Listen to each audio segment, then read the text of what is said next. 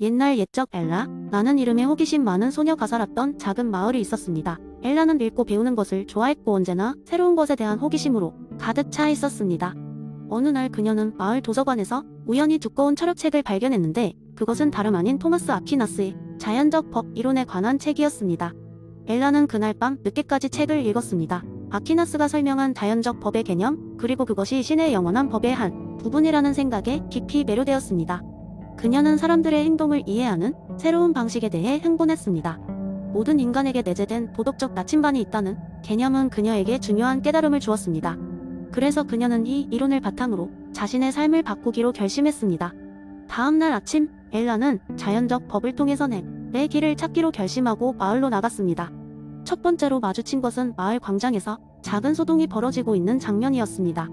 두 마을 사람, 토니와 레나는 시장에서 한자리를 두고 다투고 있었습니다. 그들은 서로의 물건을 엉망으로 만들고 비난하며 소리를 질렀습니다. 사람들은 마치 그 연극을 즐기는 관객처럼 주변에 모여들어 구경하고 있었습니다. 엘라는 여기서 자연적 법의 개념을 적용할 기회를 보았습니다. 그녀는 다투고 있는 두 사람 사이에 조심스럽게 다가가 물었습니다. 왜 서로 다투는 것이죠? 두 분 다 마음속 깊이 선한 마음을 가지고 계신데 그런 방법보다는 대화로 해결할 수 있지 않을까요? 토니와 레나는 잠시 멈추고 엘라의 진지한 표정을 바라보았습니다. 엘라는 그들에게 자연적 법에 대해 간단하고 명료하게 설명했습니다. 우리는 모두 이성적으로 생각하고 선을 선택할 능력을 가지고 있어요. 왜 이 능력을 사용하지 않으시겠어요?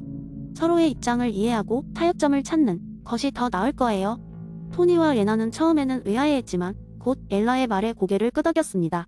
그들은 엘라의 중재하에 대화를 시작했고 얼마 지나지 않아 만족스러운 합의를 이끌어낼 수 있었습니다. 엘라의 첫 번째 자연적 법 실험은 성공적이었습니다. 그날 이후 엘라는 마을 사람들에게 마치 도덕적 탐정처럼 자연적 법을 적용하도록 도왔습니다. 그녀는 중재자로서 역할을 하며 사람들의 이성으로 상황을 분석하고 각자의 도덕적 나침반에 따라 행동하도록 격려했습니다. 엘라의 노력은 마을 공동체에 긍정적인 영향을 미쳤습니다. 사람들은 점점 갈등을 평화로운 방법으로 해결하는 데 익숙해졌고 공동체의 유대가 더욱 강화되었습니다. 마을의 이야기는 널리 퍼져나갔고 엘라는 작은 철학자라는 별명을 얻게 되었습니다. 그녀는 막대한 영향력을 가지게 되었지만 그 모든 과정을 통해 그녀가 배운 것은 결국 간단한 것이었습니다. 인간 본성을 신뢰하고 이성을 통해 세상의 복잡성을 풀어나가다 보면 자연스럽게 내 길이 열린다는 것이었습니다. 엘라는 마지막으로 웃으며 생각했습니다. 아퀴나스가 틀린 게 없다니까. 그리고 그녀는 그날도 새로운 도전을 기대하며 마을 광장을 걸어갔습니다. 두 번째 이야기, 옛날 아주 먼 옛날 서로 다른 부족들이 모여 살던 한 마을이 있었습니다. 그곳은 아름다운 자연과 풍부한 자원을 자랑했지만 불행히도 평화롭지 않았습니다. 이곳의 사람들은 토마스 홉스가 말한 자연 상태에 가깝게 살고 있었죠. 각 부족은 자신들의 터전과 자원을 지키기 위해 다른 부족과 끊임없이 싸웠습니다.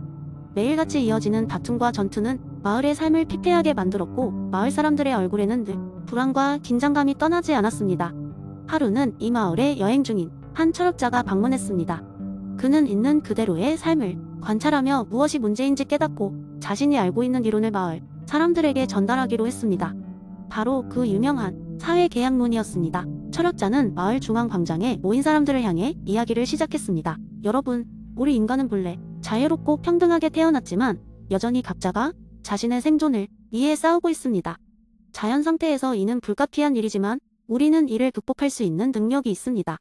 그것이 바로 사회계약입니다. 우리는 모두 조금씩의 자유를 포기하고 하나의 강력한 리더에게 권력을 위임함으로써 평화를 유지하고 질서를 세울 수 있습니다. 이를 통해 우리는 더 이상 서로 싸우지 않고 함께 번영할 수 있을 것입니다. 하지만 마을 사람들은 철학자의 이야기만으론 100마디 말 같았고 그가 말한 사회계약이라는 개념이 구체적으로 어떤 변화를 가져올 수 있을지 쉽게 와닿지 않았습니다. 이에 철학자는 기발한 계획을 세우고자 풍부한 상상력을 발휘하여 그들의 일상에 맞춘 이야기를 꾸며내기로 했습니다.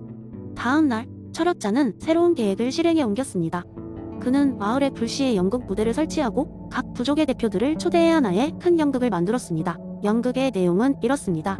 마을의 각 부족들이 마을에 떠돌아다니는 거대한 리바이어던이라는 괴물을 함께 물리치기 위해 힘을 합치는 이야기였죠. 연극 속에서 리바이어던이라는 괴물은 마을 사람들에게 적인 동시에 자신들 간의 불신을 상징했습니다. 부족 대표들은 연극 속에서 그들의 자그마한 권리를 희생하고 괴물에 맞서 싸우기 위해 하나의 강력한 전사를 선택하여 그에게 모든 권한을 위임했습니다. 무대에서 서로 손을 잡고 괴물에 맞서 싸우는 부족들의 모습은 마치 진정한 협력의 상징처럼 보였습니다. 연극이 끝나자 마을 사람들은 철학자가 말한 사회계약론의 의미를 조금씩 이해하기 시작했습니다. 진정한 의미에서 의리바이어던 이란 막강하고 무섭게만 봤던 권력이 아니라 서로의 신뢰와 협력의 산물이었던 것이었습니다. 이로써 마을 사람들은 서로의 자유를 조금씩 포기하고 하나의 강력한 지도자에게 권력을 모아 부여함으로써 그들 사이에 평화와 질서를 세울 수 있었습니다. 그들은 비로소 자연 상태를 넘어 진정한 번영의 길로 나아갈 수 있었고 이전보다 더불어 사는 삶의 가치를 깨달았습니다. 철학자는 마을을 떠나기 전 이렇게 말하며 웃음을 지었습니다. 이제 여러분도 이 마을 의리바이어던이 되었습니다. 서로의 손을 놓지 말고 함께 걸어가십시오. 마을은 웃음과 환호로 가득 찼습니다. 철학자의 완벽한 해결책의 메시지를 통해 마을 사람들은 더 이상 만인의 만인에 대한 싸움이 아닌 만인의 만인을 위한 협력의 길을 찾게 되었습니다. 세 번째 이야기 옛날 옛적 아주 먼 숲속 깊은 곳에 루소의 자연 상태를 완벽하게 구현한 작은 마을이 존재했다고 한다. 이 마을은 자연 마을로 불렸으며 여기서는 인간이 문명에 물들기 이전의 상태로 살아가고 있었다. 마을 주민들은 하루하루를 자연과 조화를 이루며 살아갔고 문명의 복잡한 제도로부터 해방되어 진정한 자유를 즐기고 있었다. 이 마을의 중심에는 큰 나무라 불리는 거대한 참나무가 있었고 마을 사람들은 모든 중요한 결정을 이 나무 아래 모여서 했다. 사유재산이라는 개념은 존재하지 않았고 따라서 불평등이란 말조차 생소했다. 모든 자원은 공공의 것이었으며 사람들은 필요할 때 필요한 만큼만 가져가는 삶을 살았다. 시간은 흘러 이 마을에 여행자가 찾아왔는데 그의 이름은 상상할 수 없을 만큼 길고 복잡했으나 이 이야기를 위해 우리는 그를 잭이라고 부르기로 하자. 잭은 인간 문명의 최정점에서 살다가 자연, 마을의 이야기를 듣고 찾아온 것이었다. 그는 마을 사람들을 만나고 자연 상태의 삶을 경험하면서 큰 충격을 받았다. 처음에는 낯설었지만 곧 그는 이곳의 방식에 매료되었다. 잭은 마을 사람들과 함께 먹고 자면서 그들의 생활 방식을 배우기 시작했다. 하루는 잭이 마을의 한 노인과 함께 숲을 산책하고 있었는데 그의 마음에 있던 한 가지 혼란스러운 생각을 질문했다. 여긴 정말 아름답고 평화로워요. 하지만 만약 누군가가 필요한 것보다 더 많은 걸 원하게 된다면 어떻게 하죠? 노인은 잭에게 미소 지으며 말했다. 우리는 무엇이 더 많은지, 무엇이 더 적은지를 신경 쓰지 않아요. 자연은 풍부하고 우리는 항상 충분히 가진다고 믿어요. 만약 누군가가 더 필요하다고 느낀다면 그것은 자연 그 자체가 그릇되었거나 그 사람이 일시적으로 균형을 잃은 것이겠죠? 이렇게 생각해보세요. 나무는 누가 얼마나 많은 열매를 가져가는지 걱정하지 않거든요. 잭은 그 말에 깊은 인상을 받았다. 그는 자신이 태어난 사회에서는 자본과 권력의 논리에 따라 끊임없는 욕망이 생긴다는 것을 깨달았다. 자연 마을에서의 생활을 통해 그는 자연 상태가 단지 이상적인 철학적 개념이 아니라 실질적으로 가능하고 지속 가능한 삶의 방식일 수도 있겠다는 생각을 하게 됐다. 마을 사람들이 매일 보여주는 겸손과 존중 그리고 서로에 대한 깊은 신뢰는 잭에게 큰 교훈이 되었다. 그는 자연 마을에서 배운 교훈을 세상에 나가 다른 이들에게도 전하고자 마음을 먹었다. 그리고 몇 달 뒤 그는 아쉬움을 뒤로하고 마을을 떠나 자신의 도시로 돌아갔다. 도시로 돌아온 잭은 그곳에서 새로운 계획을 시작했다. 그는 자연 상태의 가치를 되새기며 사람들이 함께 모여 자원을 공유하고 소통하며 살아갈 수 있는 공동체를 만드는데 온 힘을 쏟았다. 물론 처음에는 쉽지 않았다. 현대 사회의 틀 속에서 자라온 사람들에게는 그의 생각이 비현실적으로 느껴졌기 때문이다. 그러나 잭의 열정과 진정성은 점차 많은 사람들의 마음을 움직였고 그의 이야기는 소문처럼 퍼져나갔다. 결국 잭의 작은 공동체는 점점 커졌고 그곳의 사람들은 인간 본연의 평온을 느끼며 의미 있는 삶을 살아갈 수 있게 되었다. 문명화된 사회에서도 자연 상태의 가치를 추구할 수 있다는 잭의 이야기는 많은 이들에게 영감을 주었고 그를 통해 루소의 사상이 현대에서도 여전히 살아 숨쉴 수 있음을 증명했다. 네 번째 이야기. 한 번은 피터 싱어의 효용주의적 이타주의 이론에 심취한 젊은 철학도 제임스가 있었다. 제임스는 대학 시절부터 싱어의 책을 읽으며 이론의 매력에 푹 빠져 있었다. 그는 단순히 이론적으로 이해하는 것을 넘어 자신의 삶에 그것을 실천하려는 열망에 가득 차 있었다. 제임스는 매일 아침 커피숍에서 아메리카노를 한 잔 주문하며 하루를 시작하는 습관이 있었다. 하지만 싱어의 이론을 접한 후 그는 커피 한 잔의 가격이 개발 도상국의 한 어린이에게 며칠치 식사를 제공할 수 있다는 사실을 알게 되었다. 이 사실은 제임스에게 큰 충격으로 다가왔고 그는 바로 결심했다. 오늘부터 커피 대신 그 돈을 기부해야겠다. 첫 며칠간 제임스는 자신의 새로운 결심에 뿌듯함을 느꼈다.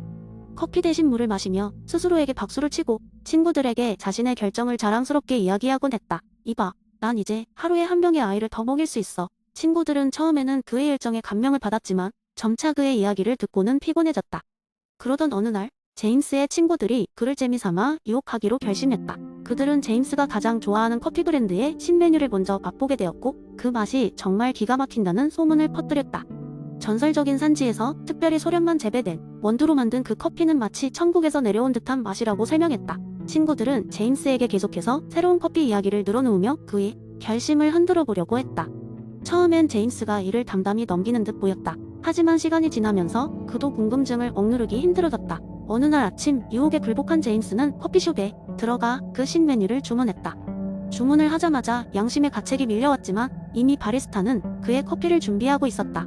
그 커피 한 모금을 마시는 순간 제임스는 놀라운 맛에 그만 감탄하고 말았다. 그는 잠시 동안 모든 도덕적 고민을 잊고 커피에만 집중했다. 그러나 그 순간에도 그의 머릿속에는 한편으로는 이 커피 한 잔으로 굶주린 아이에게까지 도달할 수 있는 기회가 날아갔다는 생각이 떠오르고 있었다. 이후 제임스는 커피와 기부 사이에서 나름의 균형점을 찾기 시작했다. 그는 커피를 마실 때마다 그와 같은 가격의 돈을 기부하는 것이었다. 동시에 그는 친구들과 새로운 계획을 세웠다. 그들은 모임을 가질 때마다 작은 기부 상자를 준비하여 서로의 이름으로 기부를 하기로 했다. 커피 한 잔의 가격을 지불한 모든 사람들은 기부에도 동참해야 하는 것이다. 제임스의 새로운 접근법은 그를 둘러싼 친구들에게도 긍정적인 영향을 미쳤다. 모두가 작은 기부로 커피 한 잔의 의미를 극대화할 수 있는 이 새로운 게임에 참여하게 되었다. 이는 단순히 기부 이상이 의미를 내포하게 되었고 마침 커피 한 잔이 가치를 넘어선 커뮤니케이션의 매개체로 작용하게 되었다. 결국 제임스는 피터 싱어의 이론을 바탕으로 최대의 행복을 창출하는 방법을 자신만의 방식으로 찾아낸 셈이었다. 그리고 그 결과 커피 한 잔이 세상을 조금씩 더 나은 곳으로 만드는 작은 시작점이 될 수 있음을 증명해 보였다.